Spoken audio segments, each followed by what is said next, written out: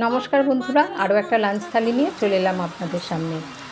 প্রথমেই গরম ভাতের সাথে নিয়ে নিচ্ছি আলুর খোসা বাটা। আলুর খোসা বাটা আমি এই প্রথম ট্রাই করেছি, সত্যিই দারুণ খেতে হয়েছিল। আলুর খোসা বাটাও যে বানানো যায় সেটা আমার জানা ছিল না, একজনের থেকে শুনে নিয়ে বানিয়েছি, খেতে অপূর্ব হয়েছিল।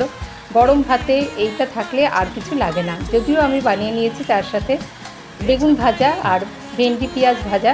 মসুর ডালটা কালকেরই ছিল, ডালের সাথে এই ভেন্ডি ভাজা আর বেগুন ভাজা বানিয়েছি মোচার ঘন্ট, নিরামিষ করেই বানিয়েছি নারকেল দিয়ে।